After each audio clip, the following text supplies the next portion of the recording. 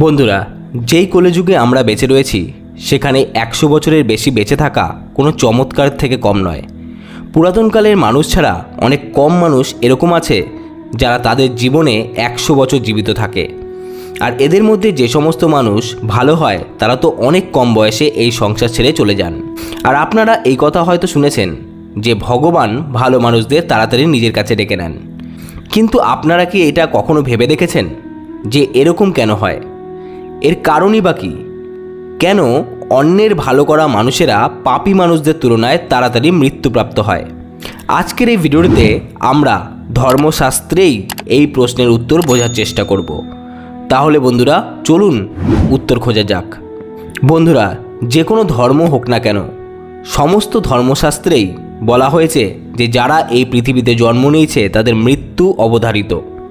আর যদি সনাতন ধর্মের কথা বলা হয় তাহলে এর মতে বাচ্চা জন্মের ষষ্ঠম রাতেই ব্রহ্মা তার ভাগ্য লিখে দেন, যেখানে তার ভবিষ্যতের কথা যেমন বিবাহ, পড়াশোনা এবং চাকরি, এছাড়া মৃত্যুর তারিখও থাকে। আর এটা শুধু ভগবানই জানেন যে কোনো ব্যক্তির মৃত্যু কবে হবে। আর ভালো মানুষদের এই সংসার থেকে তাড়াতাড়ি চলে যাওয়ার পেছনে এরকম অনেক কারণ আছে, যার মধ্যে প্রথম কারণ বোঝার জন্য আপনাকে জন্মের রহস্য বুঝতে হবে। আপনারা তো সকলেই জানেন, ব্যক্তি এই মর্তলোকে যে কর্ম করে তার হিসাব মৃত্যুর পরে তাকে যমদূতের কাছে দিতে হয়। যদি তার পাপের কলস ভরে যায় তাহলে তাকে নরকের যন্ত্রণা পেতে হয়, আর যদি পুণ্যের কলস ভারী হয় তাহলে তার স্বর্গসুখ লাভ হয়। আর এই চক্র অনেক যুগ যুগ ধরে চলতে থাকে, যতক্ষণ না পর্যন্ত সে মোক্ষ লাভ করতে পারে। এই মর্তলোকে সকলেই তার কর্মের সাজা ভোগ করতেই আসে। কোনো আত্মা মানুষ হয়ে জন্মায়, আর কোনো আত্মা পশুরূপে জন্ম নেয়।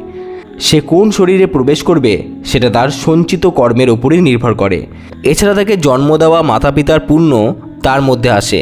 তারপরে সে যে কর্ম করবে সেই হিসাবে তাকে পুণ্য আত্মা অথবা অশুভ আত্মা বলা হয়। এই পুণ্য আপনার মৃত্যুর তারিখকে পরিবর্তন করে দেয়। যেভাবে একজন বিচারক জেলে থাকা আসামির ব্যবহার দেখে তার সাজা কম করে দেয়, ঠিক সেইভাবে ভগবানও দেখেন মানুষ মর্তলোকে যাওয়ার পরে ভালো কর্ম করছে। আর যদি তার মনে হয় এখন তাকে মর্তলোকে থাকতে হবে না, তখন ভগবান তাকে ডেকে নেয়। কারণ ভগবানের দণ্ডবিধি অনুসারে কোনো ব্যক্তিকে তার কর্মের সাজা ততটাই দেওয়া হবে যতটা নিয়মে রয়েছে। আর এই দণ্ডবিধানের দেবতা শনিদেবের কৃপায় স্বয়ং মহাদেবও বাঁচতে পারেনি, তাহলে আমাদের মানুষের কথা তো বাদই দিলাম। এছাড়া আরেকটি কারণ হলো যে ভালো মানুষ কম সময়ে সেই সমস্ত জিনিস পেয়ে যায় যে কারণে ওদেরকে পৃথিবীতে পাঠানো হয়।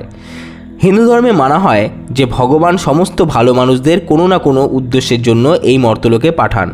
এই কারণে যখন এই উদ্দেশ্য তাড়াতাড়ি পূরণ হয়ে যায় তখন ভগবান তাদের পুনরায় ডেকে নেন। অর্থাৎ ভালো মানুষের মৃত্যু তাদের করা ভালো কর্মের উপর নির্ভর করে। আশা করি বন্ধুরা ভিডিওটি দেখে আপনারা সমৃদ্ধ হয়েছেন। ভালো লাগলে বন্ধুদের সাথে অবশ্যই শেয়ার করবেন। ভালো থাকুন, সুস্থ থাকুন। আবার দেখা হচ্ছে নতুন কোনো ভিডিওতে। ধন্যবাদ।